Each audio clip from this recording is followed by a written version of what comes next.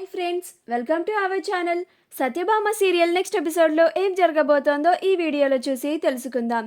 ప్రత్యక్ష సాక్షిని రేపు కోర్టులో ప్రవేశపెట్టకపోతే కేసుని ఓడిపోతామన్న ధనుంజయ్.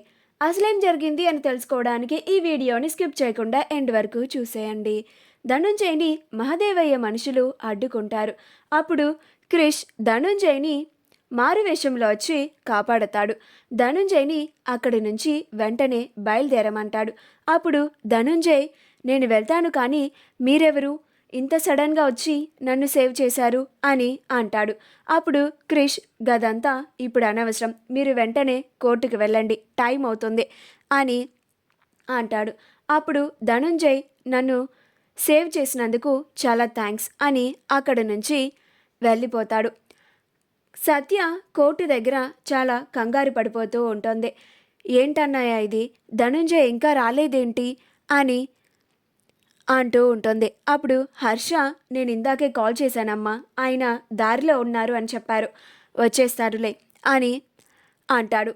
అప్పుడు సత్య, లేదన్నయ్య, ఇప్పటికే టైం అయిపోయింది కదా, చాలా లేట్ అయింది అని అంటుంది.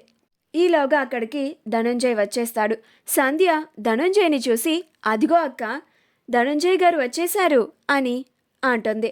అప్పుడు సత్య ధనుంజయ్ని చూసి, అమ్మయ్య అనుకొని, రండి సార్, మీకోసమే ఎదురు చూస్తున్నాం అని అంటుంది. అప్పుడు ధనుంజయ్, పదండి అని లోపలికి వెళ్తారు. ధనుంజయ్ విశ్వనాథ్ తరపున వాదిస్తూ ఉంటాడు. అలా విశ్వనాథ్ కాళీని కావాలని చంపలేదని, తన ఆత్మరక్షణ కోసం అలా చేశాడని ధనుంజయ్ విశ్వనాథ్ తరపున వాదిస్తూ ఉంటాడు. అప్పుడు జడ్జ్ గారు, మీరు చెప్తున్నట్లుగా ఆత్మరక్షణ కోసం అలా చేసి ఉంటే అది నమ్మటానికి ఏదో ఒక సాక్ష్యం కావాలి కదా అని అంటారు. ఏదైనా ప్రత్యక్ష సాక్షి ఎవరైనా ఉన్నారా అని అంటారు. అప్పుడు ధనుంజయ్, లేరు యువర్ ఆనర్ అని అంటాడు. అప్పుడు డిఫెన్స్ లాయర్ గారు, లేదు యువర్ ఆనర్, ఈ విశ్వనాథ్ అనే వ్యక్తి కాళీ అనే రౌడీని కావాలని చంపాడు. ఇప్పుడు ఆత్మరక్షణ అని చెప్తూ కోర్టు వారి సమయాన్ని వృధా చేస్తున్నారు అని అంటారు. అప్పుడు ధనుంజయ్, యువర్ ఆనర్, నాకు ప్రత్యక్ష సాక్షిని ప్రవేశపెట్టడానికి ఒకరోజు గడువు కావాలి అని అడుగుతాడు. అప్పుడు జడ్జ్ గారు ఒకరోజు కేసుని వాయిదా వేస్తారు. కోర్టు నుంచి బయటికి రాగానే సత్య ధనుంజయ్ని, ఏంటి సార్, ఇప్పటికిప్పుడు ప్రత్యక్ష సాక్షిని అంటే ఎక్కడి నుంచి తీసుకువస్తాం, ప్రత్యక్ష సాక్షి లేకపోతే ఈ కేసుని గెలవడం కుదరదా అని అంటుంది. అప్పుడు ధనుంజయ్, ప్రత్యక్ష సాక్షి ఉంటేనే మనం ఈ కేసుని గెలవడానికి ఛాన్స్ ఉంటుంది, లేకపోతే మనం ఈ కేసుని ఓడిపోతాం అని అంటాడు.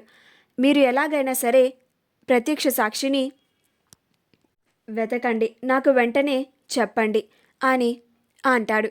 అప్పుడు సత్య, అలాగే సార్ అని అంటుంది. అప్పుడు ధనుంజయ్ అక్కడి నుంచి వెళ్ళిపోతాడు. సత్య హర్షతో, ఏంటన్నయ్య ఇలా జరిగింది, ఇప్పటికిప్పుడు ప్రత్యక్ష సాక్షి అంటే ఎవరున్నారు, ఎవరు ఆ సంఘటన చూశారు అని చాలా బాధపడుతూ ఉంటుంది.